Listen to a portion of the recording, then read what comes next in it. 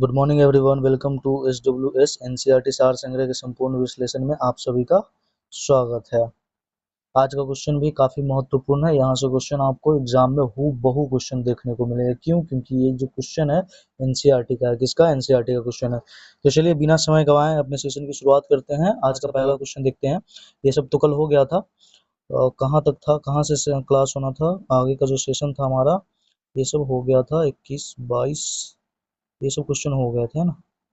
हमारा सेशन यहाँ से था, है ना, हमारा यहाँ से था। ठीक है, सबसे पहला यहाँ होमवर्क क्वेश्चन था। ये आप सभी को शायद याद हो या नहीं याद हो, बट ये होमवर्क क्वेश्चन था। ठीक है, चलिए देखिए सबसे पहला क्या कह रहा कि पृथ्वी किन ग्रहों के मध्य स्थित है। ऑप्शन क्या? शुक्र और मंगल, क्या मंगल और बृहस्पति, क्या बुध और शुक्र, क्या शुक्र और बृहस्पति। इसका जो राइट आंसर हो जाएगा, इसका राइट आंसर क्या हो जाएगा? इसका जो राइट आंसर हो जाएगा ऑप्शन बी, है ना, ऑप्शन बी, मंगल और बृहस्पति के बीच है, मंगल और बृहस्पति के बीच है। ठीक है, चलिए इससे रिलेटेड मैं आपको कुछ फैक्ट बताता हूँ। मुझे पूरा यकीन है कि आप लोग इसे पढ़े होंगे, बट जो मैं फैक्ट बताने वाला हूँ शायद इसमें से कुछ फैक्ट ऐसे होंगे जो आप कभी नहीं देखे होंगे। चलिए देखते हैं हम आज का पहला। सबसे पहले समझिए, ये इसका आंसर होगा। सबसे पहले समझिए क्रम के अनुसार, है ना।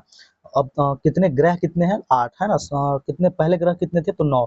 लेकिन 2006 में, कब? 2006 में जो हमारा प्लूटो था उसे क्या किया गया? बौना ग्रह के श्रेणी में डाल दिया गया था 2006 में। इसके बाद हमारे पास अभी वर्तमान में कितने ग्रह है? 2006 के बाद वर्तमान में हमारे पास 8 ग्रह है। ठीक है, कौन कौन? सबसे पहला ग्रह समझिए। सबसे पहले है बुध। कौन सा ग्रह है? बुध। ठीक है, बुध के बाद कौन सा है? बुध के बाद है शुक्र। कौन सा? शुक्र। ठीक है, शुक्र के बाद कौन सा है? पृथ्वी। देखिए ये क्रम है ना। सूर्य से हमारा क्या है? क्रम है, पृथ्वी। पृथ्वी के बाद कौन सा ग्रह है? तो मंगल, है ना। पृथ्वी के बाद कौन सा ग्रह है? मंगल। मंगल के बाद कौन सा ग्रह है? तो मंगल के बाद हो जाएगा बृहस्पति। क्या हो जाएगा? बृहस्पति। ठीक है, बृहस्पति। बृहस्पति के बाद कौन सा ग्रह हो जाएगा? तो बृहस्पति के बाद हो जाएगा शनि ग्रह। कौन सा ग्रह है? शनि ग्रह। ठीक है, शनि के बाद अरुण ग्रह।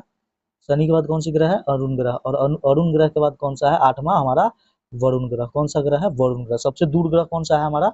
सूर्य से सबसे दूर कौन है? वरुण ग्रह। और सबसे नजदीक कौन सा ग्रह है? बुध ग्रह है। एक चीज और ध्यान रखिएगा, यहाँ बुध, शुक्र, पृथ्वी और मंगल, है ना, इन चारों ग्रह को क्या कहा जाता है? इन चारों ग्रह को आंतरिक ग्रह कहा जाता है। क्या कहा जाता है? आंतरिक ग्रह कहा जाता है। ठीक है, और यहाँ जो बृहस्पति, शनि, अरुण और वरुण है इसे बाह्य ग्रह कहा जाता है। इसे क्या कहा जाता है? बाह्य ग्रह कहा जाता है। कौन सी ग्रह कहा जाता है? बाह्य ग्रह। ठीक है, एक चीज और समझिए, सबसे ज्यादा घनत्व, है ना, सबसे ज्यादा घनत्व, घनत्व के अनुसार अगर बात किया जाए तो सबसे ज्यादा घनत्व किस ग्रह का है? तो सबसे ज्यादा घनत्व पृथ्वी का है। किसका है? पृथ्वी का। सबसे ज्यादा घनत्व किसका है? पृथ्वी का। ठीक है, सबसे कम घनत्व, सबसे कम घनत्व। ठीक है, सबसे कम घनत्व किस ग्रह का है? तो सबसे कम घनत्व कौन सी ग्रह है? तो वो है हमारा शनि ग्रह, सबसे कम। देखिए मैं आपको क्रम भी याद करवा सकता हूँ लेकिन उतना इंपॉर्टेंट है नहीं, इसलिए मैं आपको सबसे ज्यादा घनत्व किस ग्रह का है? पृथ्वी का। सबसे कम घनत्व किसका है? शनि ग्रह का। ठीक है, और आकार, चलिए आकार के अनुसार मैं लिखवा ही देता हूँ आपको। ठीक है, क्रम वाइज ही लिखवा देता हूँ। आकार में सबसे पहले सबसे बड़ा ग्रह कौन सा है? तो आकार में सबसे बड़ा ग्रह है बृहस्पति। कौन सा है? बृहस्पति। ठीक है, बृहस्पति। ठीक है, इसके बाद कौन सा आता है? सब उसके बाद दूसरा बड़ा कौन है? शनि। तीसरा बड़ा ग्रह कौन सा है? अरुण। ठीक है, तीसरा बड़ा ग्रह कौन सा है? अरुण। और चौथा सबसे बड़ा ग्रह कौन सा है? तो वरुण। चौथा सबसे बड़ा ग्रह कौन सा है? वरुण। ठीक है, पांचवा सबसे बड़ा ग्रह कौन सा है? तो वो अपने पृथ्वी। कौन सा? पृथ्वी। ठीक है, एवं छठा सबसे बड़ा ग्रह कौन सा है? तो शुक्र। छठा सबसे बड़ा ग्रह कौन सा है? शुक्र। ठीक है, और सातवां सबसे बड़ा ग्रह कौन सा है? मंगल। और सबसे छोटा ग्रह कौन सा है? तो बुध। सबसे छोटा ग्रह कौन सा है? बुध। देखिए सबसे नजदीक ग्रह, मैं आपको एक चीज और बताता हूँ, सूर्य के सबसे नजदीक, है ना, सबसे नजदीक, है ना, सूर्य के सबसे नजदीक हमारा कौन सा ग्रह है? तो सूर्य के सबसे नजदीक है बुध। ठीक है, सबसे कौन सा नजदीक है? बुध। ठीक है, और सबसे दूर कौन सा है? सबसे दूर कौन है? तो सबसे दूर है वरुण। कौन सा? वरुण। ठीक है, एक चीज और समझिएगा, मैं आपको इसी स्लाइड में बता देता हूँ। सूर्य के सबसे नजदीक ग्रह कौन सा है? बुध ग्रह। तो सबसे ज्यादा गर्म ग्रह कौन सा होना चाहिए था? बुध ग्रह। लेकिन सबसे ज्यादा गर्म ग्रह बुध ग्रह नहीं, हमारा शुक्र ग्रह है। कौन सा है? शुक्र ग्रह है। सबसे ज्यादा गर्म ग्रह कौन सा है? शुक्र ग्रह। ऐसा क्यों? क्योंकि यहाँ कार्बन डाइऑक्साइड की परतें हैं जो क्या करते हैं, जो सूर्य से जो प्रकाश आती है उसे अंदर ही रोक लेती है, इसलिए हमेशा ये गर्म अवस्था में रहता है। ठीक है, चलिए और मैं आपको कुछ चीजें बताता हूँ। बाकी सभी तो इसमें इसके रिलेटेड। ठीक है, तो चलिए बाकी जो फैक्ट है मैं आपको आगे बताते चलता हूँ। वैसे आप लोग भी बोर हो जाइएगा, है ना, कि कितना बोल रहे हैं ना। चलिए देखते हैं आज का अगला क्वेश्चन क्या है। आज का अगला क्वेश्चन, अभी तो मैं इसको पूरा क्लास समझा सकता हूँ बट आप लोग बोर हो जाएंगे, इसलिए हम लोग आगे बढ़ते हैं। देखते हैं आज का हमारा अगला क्वेश्चन, ठीक है। हमारा आज का अगला क्वेश्चन क्या है कि वर्तमान में भारत के राष्ट्रपति का मासिक वेतन कितना निर्धारित है। राष्ट्रपति का है ना, क्या 2.5 लाख रुपए है, क्या 4 लाख रुपए है, क्या 5 लाख रुपए या 7 लाख। इसका राइट आंसर क्या हो जाएगा। राष्ट्रपति जी को कितना वेतन दिया जाता है, 5 लाख रुपया। कितना दिया जाता है, 5 लाख रुपया। किनको दिया जाता है, राष्ट्रपति को। ऑप्शन सी, ठीक है। चलिए आज का अगला क्वेश्चन देखते हैं। कार्यवाहक राष्ट्रपति को छोड़कर सबसे कम अवधि यानी 1 वर्ष 11 दिन, 1 वर्ष 11 दिन नहीं, ये गलत लिखा हुआ है। यहाँ लिखा होना चाहिए था 1 वर्ष 11 माह और 20 दिन, है ना। क्या है, 20 दिन, ठीक है, 20 दिन, ध्यान रखिएगा। 1 वर्ष 11 माह और 20 दिन तक कार्य करने वाले राष्ट्रपति कौन है। ऑप्शन सुनिए, क्या डॉक्टर जाकिर हुसैन, क्या फखरुद्दीन अली अहमद, या वीवी गिरी जी, या नीलम संजीव रेड्डी। मैं आपको कल के सेशन में इन दोनों के बारे में काफी विस्तार से समझाया था, आप लोगों को शायद याद हो गया होगा उन चीजों को, है ना, वो चीजें। चलिए तो यहाँ पर इसका राइट आंसर क्या हो जाएगा। इसका जो राइट आंसर हो जाएगा option A, doctor Zakir Hussain. कौन थे, डॉक्टर जाकिर हुसैन। यह भारत के तीसरे नंबर के राष्ट्रपति थे। कितने नंबर के राष्ट्रपति थे, भारत के तीसरे नंबर के राष्ट्रपति थे। और इन्होंने अपना पद पर रहते हुए इनकी क्या हो जाती है, मृत्यु हो जाती है। और यह सबसे कम अवधि तक, है ना। एक चीज ध्यान रखिए, कार्यवाहक राष्ट्रपति को छोड़कर यानी पूर्ण अवधि के लिए जो राष्ट्रपति चुने गए थे, उनका 1 वर्ष 11 माह और 20 दिन के अंदर, यानी सबसे कम, है ना, सबसे कम, न्यूनतम, है ना। कौन थे, तो ये थे डॉक्टर जाकिर हुसैन। कौन थे, डॉक्टर जाकिर हुसैन, ठीक है। अच्छा एक चीज और समझिएगा, डॉक्टर जाकिर हुसैन भारत के पहले मुस्लिम राष्ट्रपति थे और पद पर रहते हुए मरने वाले भी पहले राष्ट्रपति यही थे, ठीक है। इन्हें एक चीज और ध्यान रखिएगा, 1963 में भारत रत्न दिया गया था। 1963 में भारत रत्न मिला था। किन्हें, डॉक्टर जाकिर हुसैन को। किनको, डॉक्टर जाकिर हुसैन को, ठीक है। एक चीज यहाँ से और ध्यान रख सकते हैं आप कि ये तो अच्छा, दूसरे कौन राष्ट्रपति थे जो सबसे कम उम्र तक रहे थे, तो वो थे फखरुद्दीन अली अहमद, है ना। फखरुद्दीन अली अहमद, उनका भी मृत्यु हो जाता है। फखरुद्दीन अली अहमद कितने दिन तक रहते हैं, तो फखरुद्दीन अली अहमद 2 वर्ष 5 माह, है ना, 2 वर्ष 5 माह तक, 5 माह ही है, बिल्कुल 5 माह ही है। 2 वर्ष 5 माह तक, ये मतलब 5 महीने तक ये राष्ट्रपति रहे थे, ठीक है। कौन, फखरुद्दीन अली अहमद। लेकिन सबसे कम उम्र तक, सबसे कम दिनों तक कार्यवाहक राष्ट्रपति कौन थे, तो वो थे कौन, हमारे डॉक्टर जाकिर हुसैन। कौन थे, डॉक्टर जाकिर हुसैन, ठीक है, डॉक्टर जाकिर हुसैन। एक चीज और ध्यान रखिएगा कि इनकी मृत्यु के बाद, या मैं आगे वो क्वेश्चन को लाया हूँ, आगे मैं समझाता हूँ आप लोगों को। चलिए आज का अगला क्वेश्चन देखते हैं। आज का अगला क्वेश्चन क्या हमारा कि विषुव इक्विनॉक्स को संपूर्ण विश्व में दिन और रात बराबर होते हैं। इक्विनॉक्स को क्या होता है, संपूर्ण विश्व में दिन और रात बराबर होता है, ये तिथि कौन सी है ना। मैं आपको बस ग्लोब तो नहीं मतलब एक्यूरेट बना सकता।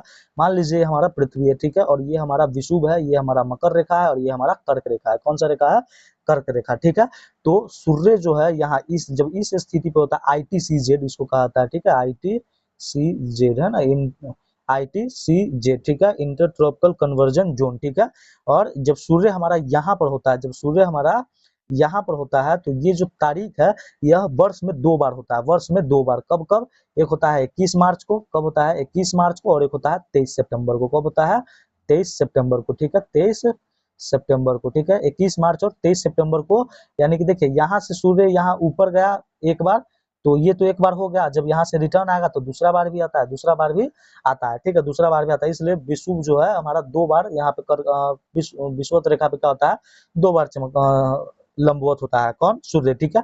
कर्क रेखा, कर्क रेखा पर सूर्य कब होता है, तो कर्क रेखा पर होता है 21 जून को। कब होता है, 21 जून को, 21 जून को, ठीक है। कर्क रेखा पर कब, 21 जून को। और मकर रेखा पर कब, तो मकर रेखा पर होता है 22 दिसंबर। कौन सा, 22 दिसंबर, ध्यान रखिएगा, मैं इधर लिख देता हूँ। मकर रेखा पर कब होता है, 22 दिसंबर, ठीक है, 22 दिसंबर को मकर रेखा पर, और 21 जून को कर्क रेखा पर, और 21 मार्च और 23 सितंबर को विषुवत रेखा पर, ठीक है। देखिए अब क्वेश्चन देखिए, अब हमारा क्वेश्चन क्या कह रहा है कि विषुव यानी कि इक्विनॉक्स को संपूर्ण विश्व में दिन और रात बराबर होते हैं, ये तिथि कौन सी है, तो 21 जून और 22 दिसंबर नहीं, क्या 3 जनवरी, यहाँ तो बात ही नहीं है भाई। 21 मार्च और 23 सितंबर, बिल्कुल ऑप्शन बी इसका राइट आंसर कहा जाएगा, ऑप्शन बी, ठीक है। चलिए आज का अगला क्वेश्चन देखते हैं। देखिए मेरी बातों को केवल ध्यान से सुनिए और क्वेश्चन को हमेशा कोशिश कीजिए मुझसे पहले आंसर लगाने की, ठीक है। चाहे मैं जितना भी जल्दी लगा रहा हूँ, बट आप हमेशा कोशिश कीजिए कि मेरे से पहले आप आंसर लगाए, ठीक है। चलिए, और अगर सेशन पसंद आ रहा हो तो एक लाइक कर दीजिएगा, क्या ही जाता है आपका, है ना। अगर आप सेशन चैनल सब्सक्राइब नहीं कीजिए तो नहीं किए हैं तो वो भी कर लीजिएगा। चलिए आज का आपका अगला क्वेश्चन देखिए, काफी इंपॉर्टेंट क्वेश्चन है कि भारत के राष्ट्रपति के चुनाव में मतदान कौन करता है। ऑप्शन क्या, केवल लोकसभा, देखिए लोकसभा तो करता है लेकिन केवल लोकसभा नहीं, या केवल राज्यसभा, राज्यसभा भी करता है लेकिन केवल नहीं, क्या राज्यसभा, लोकसभा और राज्य केंद्र शासित प्रदेश जैसे दिल्ली और पुदुचेरी के विधानसभाओं के निर्वाचित सदस्य। बिल्कुल, इसका जो राइट आंसर हो जाएगा ऑप्शन सी, इसका राइट आंसर क्या हो जाएगा, ऑप्शन सी। देखिए राज्यसभा के भी निर्वाचित सदस्य, लोकसभा के भी निर्वाचित सदस्य और दो केंद्र शासित प्रदेश है ना, दो केंद्र शासित प्रदेश, पहला कौन है, दिल्ली, पहला कौन सा है तो दिल्ली है ना, पहला केंद्र शासित प्रदेश दिल्ली प्लस पुदुचेरी, दिल्ली प्लस पुदुचेरी है ना, पुदुचेरी, ठीक है, दिल्ली प्लस पुदुचेरी। और ये इस दो का भी क्या करता है, लोकसभा के सदस्य क्या करते हैं, निर्वाचित सदस्य भाग लेते हैं, ठीक है, केंद्र शासित प्रदेश के। मेरा आज से आपका पहला होमवर्क क्वेश्चन है कि दिल्ली और पुदुचेरी को राष्ट्रपति के चुनाव में भाग लेना किस वर्ष, मतलब किस संविधान संशोधन द्वारा लागू किया गया था, ठीक है। चलिए आज का अगला क्वेश्चन देखते हैं। आज का अगला क्वेश्चन क्या है हमारा कि सुभाष चंद्र बोस के त्याग पत्र के पश्चात भारतीय राष्ट्रीय कांग्रेस का अध्यक्ष कौन बने थे। कई बार ये क्वेश्चन को बना चुके हैं ना। सुभाष चंद्र बोस जब त्याग पत्र देते हैं कब, 1938 की बात कर रहा है, माफ कीजिए 1939 की बात कर रहा है, ठीक है, 1939 की बात कर रहा है। तो उसके जो अस्थायी अध्यक्ष फिर से बने थे वो थे डॉक्टर राजेंद्र प्रसाद। और ये जो सुभाष चंद्र बोस है किनको हराए थे, पट्टाभी सीतारामैया को। कितने वोटों से, 203 वोटों से। पट्टाभी सीतारामैया को कितना वोट पड़ा था, 1377, ठीक है। और सुभाष चंद्र बोस जी को 1580 वोट पड़े थे। सुभाष चंद्र बोस जी को कितने वोट पड़े थे, 1580 वोट पड़े थे, ठीक है। चलिए आज का अगला क्वेश्चन देखते हैं। आज का अगला क्वेश्चन क्या है हमारा कि लोकसभा और राज्यसभा का संयुक्त अधिवेशन किसके द्वारा आहूत यानी कि बुलाया जाता है। ऑप्शन क्या, राष्ट्रपति के द्वारा, क्या लोकसभा अध्यक्ष के द्वारा, या प्रधानमंत्री के द्वारा, या संसदीय कार्य मंत्री के द्वारा। ये क्वेश्चन भी कई बार देख चुके हैं। इसका राइट आंसर क्या हो जाएगा, राष्ट्रपति के द्वारा। देखिए बुलाना यानी आहूत करना और सत्रावसान करना दोनों किसके हाथ में है, राष्ट्रपति के हाथ में, ठीक है। और इसका उल्लेख संयुक्त अधिवेशन का किस अनुच्छेद में है, अनुच्छेद 108 में, अनुच्छेद 108 में किसमें है, अनुच्छेद 108 में, किसका, संयुक्त अधिवेशन का, किसका, संयुक्त अधिवेशन का, ठीक है, संयुक्त अधिवेशन का। अगर कोई भी गतिरोध अगर होता है अलग अलग संविधान पारित करने में तो संयुक्त अधिवेशन बुलाया जा सकता है। बस दो स्थिति हमेशा याद रखिएगा, दो स्थिति कब नहीं संयुक्त अधिवेशन हो सकता है। तो सबसे पहले वो स्थिति है, वो है हमारा धन विधेयक। कौन सा विधेयक, धन विधेयक, ठीक है, धन विधेयक, धन विधेयक, धन विधेयक की स्थिति में क्या बुलाया जा सकता है संयुक्त अधिवेशन, नहीं। और एक स्थिति हमारा और कौन सा है, संविधान संशोधन विधेयक, कौन सा, सीए लिख देते हैं, ठीक है, लिख ही देते हैं, चलिए, है ना, संविधान सीधे संशोधन लिख देते हैं, ठीक है। अगर हमारे संविधान में अगर कोई संशोधन किया जाता है तो संशोधन में हम किसका संयुक्त अधिवेशन नहीं बुला सकते, संयुक्त अधिवेशन नहीं बुलाए जा सकते हैं। और यही क्वेश्चन हमेशा एग्जाम में पूछा जाता है, यही क्वेश्चन हमेशा एग्जाम में पूछा जाता है, ठीक है। चलिए अच्छा, अगर संयुक्त अधिवेशन बुलाने का पावर किसके पास है, राष्ट्रपति के पास, लेकिन उसकी अध्यक्षता कौन करता है, उसकी अध्यक्षता कौन करता है, अगर पूछ ले आपसे अध्यक्षता कौन करता है तो वो लोकसभा स्पीकर, ठीक है, एलएसपी, लोकसभा स्पीकर, ठीक है, लोकसभा एलएसएस कर देते, लोकसभा स्पीकर, ठीक है, समझ में आएगा। चलिए आज का अगला क्वेश्चन देखते हैं। आज का अगला क्वेश्चन क्या है हमारा कि राष्ट्रपति की मृत्यु, पद त्याग अथवा हटाए जाने पर पद की रिक्ति को कितने समय सीमा के भीतर कितने समय सीमा के भीतर भरना होगा, है ना। यानी कि सीधी सी बात समझिए कि अगर किसी स्थिति में राष्ट्रपति इस्तीफा दे देते हैं या फिर राष्ट्रपति क्या करते हैं कि राष्ट्रपति की आकस्मिक मृत्यु हो जाती है, जैसे फखरुद्दीन अली अहमद साहब या जाकिर हुसैन साहब, इनकी मृत्यु हो गई तो कितने माह के भीतर, अधिकतम समझ रहे, न्यूनतम कितना भी हो सकता है, 4 दिन भी हो सकता है, 8 दिन भी हो सकता है, लेकिन अधिकतम 6 माह, है ना, अधिकतम 6 माह, ध्यान रखिएगा कितने माह, 6 माह के भीतर, है ना, 6 माह के भीतर राष्ट्रपति का चुनाव करवा करके राष्ट्रपति को बना करके बनाना होगा, ठीक है। और यह संविधान के अनुच्छेद 62 है ना, ध्यान रखिएगा, अनुच्छेद 62 का 2, ठीक है, अनुच्छेद 62 का 2 में यह स्पष्ट रूप से प्रावधान किया गया है कि रिक्ति होने की तिथि से, मतलब जो राष्ट्रपति की मृत्यु हो जाती है या फिर कोई स्थिति में जब वो त्याग दे देते हैं, उस तिथि से लेकर के अगले 6 माह तक, है ना, 6 माह के भीतर क्या करना है उनको, उस पद को भर देना है। किसके तहत, अनुच्छेद 62 के 2 के तहत, है ना, 62 के 2 के तहत, ठीक है। अच्छा एक चीज और ध्यान रखिएगा, यहीं पे एक भूमिका आता है कार्यवाहक राष्ट्रपति का, है ना, कार्यवाहक राष्ट्रपति की, है ना, कार्यवाहक राष्ट्रपति, ठीक है, कार्यवाहक राष्ट्रपति जी, है ना, कार्यवाहक राष्ट्रपति की भूमिका आता है। राष्ट्रपति का पद अगर रिक्त होता है तो राष्ट्रपति के चुने जाने तक, है ना, राष्ट्रपति के चुने जाने तक उपराष्ट्रपति ही कार्यवाहक राष्ट्रपति के रूप में होंगे, ठीक है। यदि, मेरी बातों को केवल ध्यान से सुनिए आप, ठीक है, और मेरी बातों को समझिए, आपको सब कुछ याद हो जाएगा, ठीक है। यदि उपराष्ट्रपति भी, अभी आवाज़ चली गई थी और माइक डाउन हो गया है, मैं ध्यान नहीं दे पाया हूँ, इसलिए पता नहीं चल रहा है कि कहाँ तक क्लास हुआ था। बट मैं आपको समझा देता हूँ, पता नहीं, समझ ही नहीं आ रहा कि आपको कितना मैं पढ़ा चुका हूँ। ये वाली स्लाइड शायद समझ पाए हैं आप या नहीं, ध्यान ही नहीं है, ऐसे पता नहीं चल रहा है। बट कहाँ तक हुआ था मैं, वैसे समझ नहीं आ रहा, मैं आपको फिर भी ऐसे समझा देता हूँ। देखिए, ये जो प्रावधान किया गया है, यह किसके तहत किया गया है, तो यह प्रावधान किया गया है आर्टिकल 62 के 2 के तहत। किसके तहत? आर्टिकल 62 के 2 के तहत क्या प्रावधान किया गया है कि अगर राष्ट्रपति की मृत्यु हो जाती है तो उनका चुनाव 6 माह के भीतर हो जाना चाहिए। कितने माह के भीतर? 6 माह के भीतर उनका चुनाव हो जाना चाहिए, ठीक है। और यही भी एक भूमिका निभाते हैं कार्यवाहक राष्ट्रपति। कार्यवाहक राष्ट्रपति की भूमिका कौन निभाते हैं? तो भारत के उपराष्ट्रपति। कौन? उपराष्ट्रपति। और अगर उपराष्ट्रपति भी उपस्थित ना हो तो कौन? सीजेआई। कौन? सीजेआई, ठीक है। अगर उपराष्ट्रपति भी क्या हो, उपस्थित ना हो तो कौन उसकी भूमिका निभाएंगे? तो चीफ जस्टिस ऑफ इंडिया निभाएंगे, ठीक है। अच्छा, आज का आपका हम होमवर्क का दूसरा क्वेश्चन पूछते हैं। होमवर्क का दूसरा क्वेश्चन ये है कि राष्ट्रपति जी जो है वह, अगर इनकी मृत्यु हो जाती है या ये त्याग दे देते हैं, तो जो राष्ट्रपति चुन के आएंगे, क्या वो पूरा कार्यकाल 5 वर्ष के लिए आएंगे या बचे हुए कार्यकाल के लिए आएंगे? इसका राइट आंसर आप लोग होमवर्क में जरूर बताइएगा, ठीक है। जितने भी मेरे भाई बहन हैं वो जो क्लास देख रहे हैं, होमवर्क का आंसर आप जरूर दीजिएगा, होमवर्क का आंसर जरूर दीजिएगा। चलिए देखते हैं, वैसे तो मैं बहुत एक्सप्लेन किया था, बट अब ऐसा दिक्कत हो गया, कोई बात नहीं है। चलिए देखिए आज का अगला क्वेश्चन क्या कह रहा है। आज का अगला क्वेश्चन है कि साइमन कमीशन की नियुक्ति किसने की थी और इसका समर्थन किसने किया था? ऑप्शन क्या? लॉर्ड बर्कनहेड ने नियुक्ति की थी, डॉक्टर भीमराव अंबेडकर ने इनका समर्थन किया था, इरविन ने नियुक्ति किया था और गांधी ने समर्थन किया था, एटली ने क्या किए थे, इनकी नियुक्ति की थी और अली जिन्ना ने इनका समर्थन, या चेम्सफोर्ड ने नियुक्ति की थी और जवाहरलाल नेहरू ने समर्थन किया था। देखिए इसका राइट आंसर क्या हो जाएगा? इसका जो राइट आंसर हो जाएगा ऑप्शन ए, लॉर्ड बर्कनहेड ने इसकी नियुक्ति की थी। और यह कौन थे? भारत के राज्य सचिव। कौन थे? राज्य सचिव, ठीक है। और वायसराय कौन था इस समय? लॉर्ड इरविन, ठीक है। और जो भीमराव अंबेडकर है, इन्होंने साइमन कमीशन का समर्थन किया था। क्या आप ये बात पहले जानते थे कि साइमन कमीशन का समर्थन डॉक्टर भीमराव अंबेडकर ने किया था, है ना। देखिए यहाँ पर दो व्यक्ति, दो जो राष्ट्रीय पार्टी थी, जो एक का नाम था इंडियन नेशनल कांग्रेस, ठीक है, प्लस में मुस्लिम लीग। कौन? मुस्लिम लीग। कौन? मुस्लिम। देखिए मुस्लिम लीग में भी दो, जो मुस्लिम लीग था, मतलब जो मुस्लिम लीग है, यह दो पार्टियों में बटा था, है ना। एक जो है जिन्ना के, जो है मतलब जिन्ना का था, ठीक है, और एक जो है वो सफी गुट था, है ना। कौन गुट था? सफी गुट, ठीक है, सफी गुट। तो जो सफी गुट था इसने समर्थन किया था, लेकिन जिन्ना का जो है, जिन्ना का जो जिन्ना वाला गुट था, इसने समर्थन नहीं किया था। कौन? मुस्लिम लीग का, ठीक है। कांग्रेस भी इसका समर्थन नहीं किया था, लेकिन समर्थन किए कौन थे? तो भीमराव अंबेडकर की, है ना, डिप्रेस्ड क्लास, है ना, ये भीमराव अंबेडकर की डिप्रेस्ड क्लास ने इसका समर्थन किया था। एक जस्टिस पार्टी है, उसने भी समर्थन किया था। एक यूनियनिस्ट पार्टी थी जो पंजाब की थी, उसने भी समर्थन किया था। पेरियार ईवी स्वामी, इन्होंने भी समर्थन किया था, ठीक है। चलिए इसका राइट आंसर क्या हो जाएगा? इसका जो राइट आंसर हो जाएगा ऑप्शन ए, लॉर्ड बर्कनहेड ने, ठीक है। और इसी व्यक्ति ने मोतीलाल नेहरू को चुनौती दी थी, किसके लिए? संविधान के लिए, ठीक है। चलिए आज का अगला क्वेश्चन देखते हैं। आज का अगला क्वेश्चन क्या कह रहा है हमारा?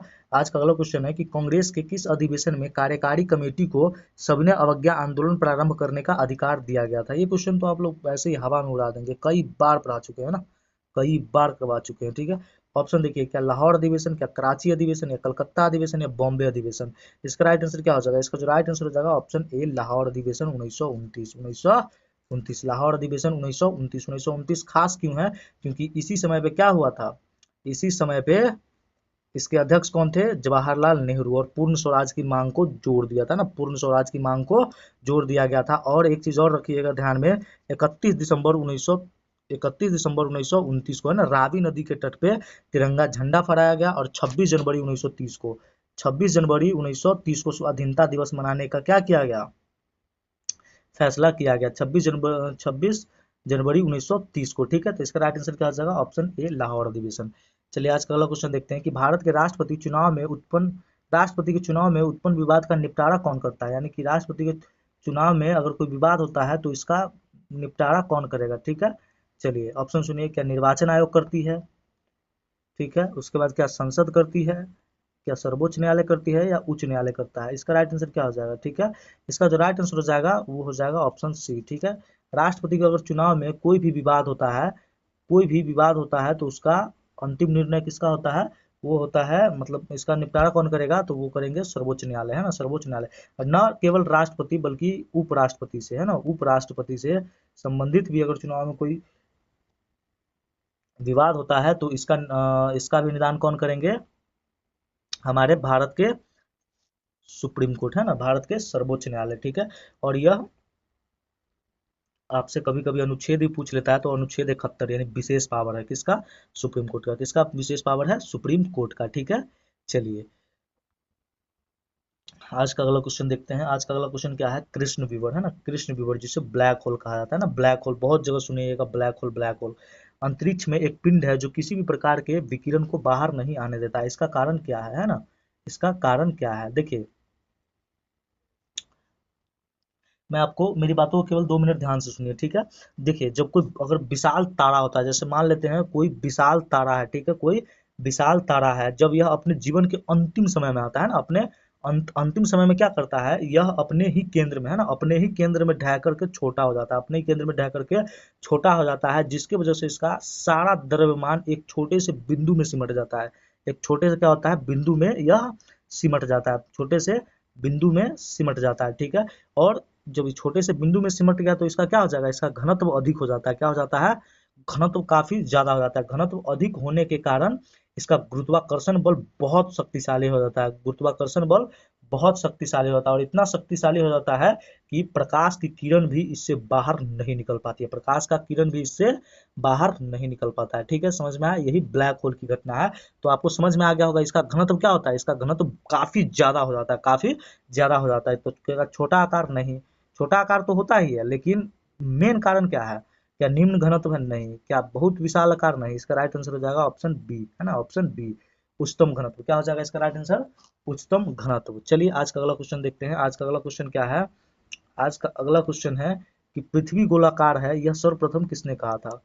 पृथ्वी गोलाकार है, यह सर्वप्रथम किसने कहा था? ठीक है, क्या पाइथागोरस ने कहा था, क्या अरस्तु ने कहा था, क्या स्ट्रेबो ने कहा था, या टोलेमी ने कहा था? इसका राइट आंसर क्या हो जाएगा? इसका जो राइट आंसर हो जाएगा ऑप्शन ए, पाइथागोरस। देखिए एनसीईआरटी के बुक में दिया हुआ है, समझे। हम लोगों का कभी नजर नहीं जाता है इन क्वेश्चनों पे, बट मैं हूं ना आपके लिए। चलिए देखते हैं आज का अगला क्वेश्चन क्या है। आज का अगला क्वेश्चन क्या है?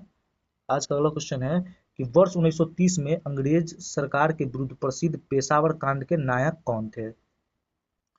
इसका राइट आंसर क्या होगा? क्या वीर चंद्र सिंह गढ़वाली थे, क्या भगत सिंह थे, क्या राम प्रसाद बिस्मिल थे, या सुखदेव थे? देखिए, ये ऐसे क्वेश्चन है ना जो बहुत कम हमारे शिक्षक का ध्यान जाता है इन क्वेश्चनों पर। बट मेरी बातों को केवल ध्यान से सुनिए, आपके रोंगटे खड़े हो जाएंगे इस क्वेश्चन को देख करके।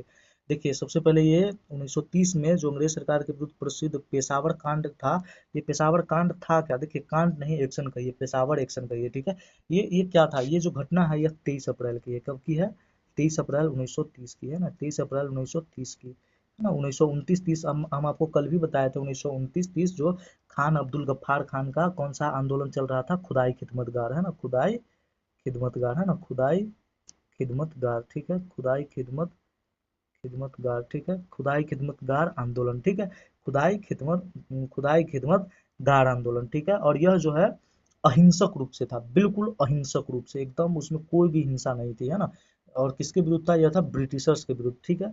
लेकिन ब्रिटिशर्स क्या करता है, इस आंदोलन को दबाने के लिए आदेश देता है, यानी आदेश जारी करता है, क्या चीज का? गोली चलाने का, है ना, गोली चलाने का आदेश देता है। लेकिन और उस समय पे जो ब्रिटिश के अधिकारी का जो कैप्टन था रिकेट, है ना, रिकेट, और रिकेट ने क्या आदेश दिया था कि इन सभी को गोली मार दो, है ना। लेकिन यहाँ पे एक रॉयल गढ़वाल राइफल करके, है ना, रॉयल गढ़वाल, ध्यान रखिएगा, royal Garhwal rifle, royal Garhwal rifle, ठीक है, रॉयल गढ़वाल राइफल, ठीक है, 2/18 बटालियन, ध्यान रखिएगा, 2/18 बटालियन, ठीक है, 18 बटालियन के सैनिकों को निहत्थे प्रदर्शनकारी जो था, जो खुदाई खिदमतगार में प्रदर्शन कर रहे थे, पेशावर पाकिस्तान में है अभी, ठीक है, उन पे गोली चलाने का आदेश देता है। लेकिन इस समय पे यहाँ एक हवलदार थे, वो थे मेजर चंद्र सिंह गढ़वाली। कौन थे? मेजर मेजर चंद्र सिंह गढ़वाली, ठीक है, मेजर चंद्र सिंह गढ़वाली, ठीक है, मेजर चंद्र सिंह